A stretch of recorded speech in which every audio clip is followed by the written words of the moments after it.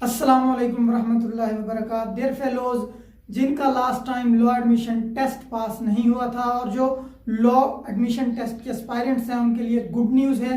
Higher education commission ने मई 2022 में दोबारा लॉ एडमिशन टेस्ट कंडक्ट करवाने का ऐलान कर दिया है।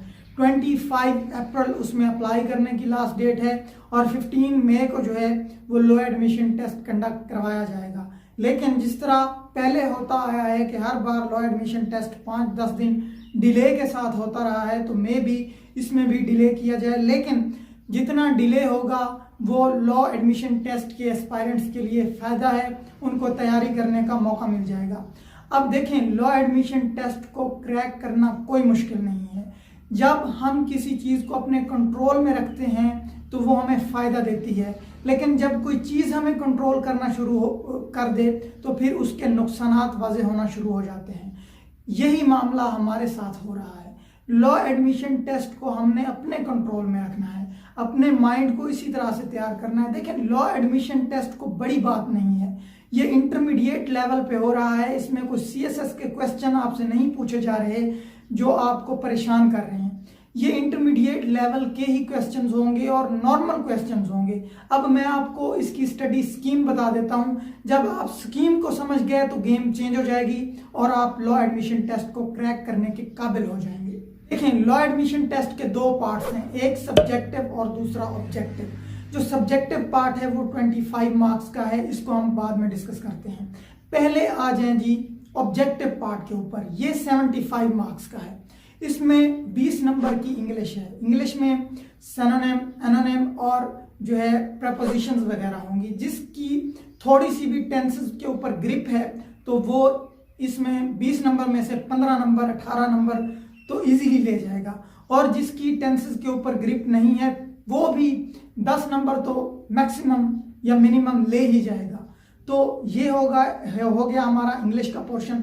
उसके बाद आ जाए हम 20 नंबर का जनरल नॉलेज है। अब 20 नंबर का जो जनरल नॉलेज है इसमें तकरीबन 10 नंबर का जो पेपर है वो ओवरऑल जो है वर्ल्ड की इंफॉर्मेशन होती है कि लार्जेस्ट रिवर कौन सा है, या मतलब है कि डीजल कौन सा मुल्क सबसे ज़्यादा प्रोड्यूस कर रहा है, पॉपुलेशन किस मुल्क की ज़्यादा है, तो इस तरह की चीज़ें होंगी।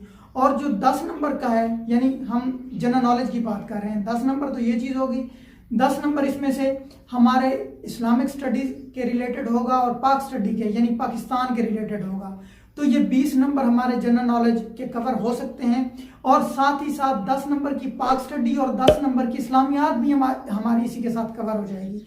यानी कि अगर हम पाक स्टडी और इस्लामियात 9th 10th और 11th 12th की कर लेते हैं तो हमारा जनरल नॉलेज का पोर्शन भी कवर हो जाएगा, 10 नंबर की इस्लामियात और 10 नंबर की पाक स्टडी भी हमारी कवर हो जाएगी। और इसके साथ है हमारा 10 नंबर का जो है उर्दू का पोर्शन है। उसमें भी 10 नंबर की ग्रामर वगैरह और बुनियादी चीज़ें होती हैं। जिसने 12 साल स्टडी की हो वो इस काबिल तो हो जाता है कि बुनियादी उर्दू को समझ सके और उसका जवाब दे सके। तो ये भी क्रैक करना कोई बड़ी बात नहीं है। इसके साथ है जी 5 नंबर का मैथमेटिक्स। तो ये भी बुनियादी होता है। अगर किसी की मैथमेटिक्स के ऊपर ग्रिप है तो वेल एंड गुड, और अगर ग्रिप नहीं है तो वो फिर भी 5 में से 3-4 नंबर तो आसानी से ले जाएगा। तो ये हो गए हमारे 75 मार्क्स ऑब्जेक्टिव के। अगर हम सब्जेक्टिव के ऊपर आए तो ये दो चीज़ों के ऊपर मुश्तमिल है। 15 नंबर के ऐसे है और 10 नंबर की पर्सनल स्टेटमेंट है। अब जिस बंदे ने पिछले 4-5 पेपर्स उठाए हैं उसमें जो है उसके ऐसे देखे हैं और उनको प्रैक्टिस किया है, तो उसकी आने वाले इस पेपर की ऐसे और पर्सनल स्टेटमेंट की तैयारी मुकम्मल हो चुकी हुई है। अब देखें, ये जो ऐसे और पर्सनल स्टेटमेंट है ये भी कोई क्रैक करना बड़ी मुश्किल बात नहीं है। 3 ऐसे आते हैं, उनमें से आपने एक करना होता है, और पर्सनल स्टेटमेंट में आपका एक पर्सनल ओपिनियन लिया जाता है, वो भी ऐसे की तरह होता है।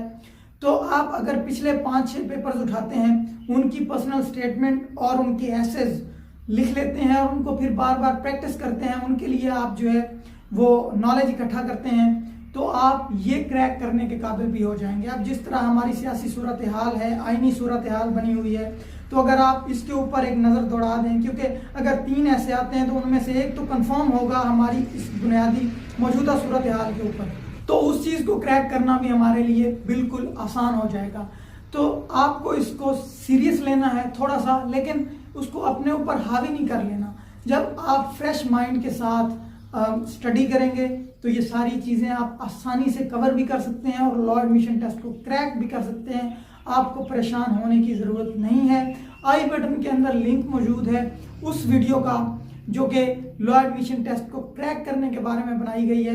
मे भी अभी तक अपलोड ना हुई हो, लेकिन वो बहुत जल्द अपलोड कर दी जाएगी। डिस्क्रिप्शन के अंदर भी उसका लिंक दे दिया जाएगा। आप उसको देखकर भी अपना माइंड बना सकते हैं कि लॉ एडमिशन टेस्ट को क्रैक किस तरह से किया जा सकता है। तो मिलते हैं किसी नए लेक्चर में। फिलहाल के लिए अल्लाह हाफिज़।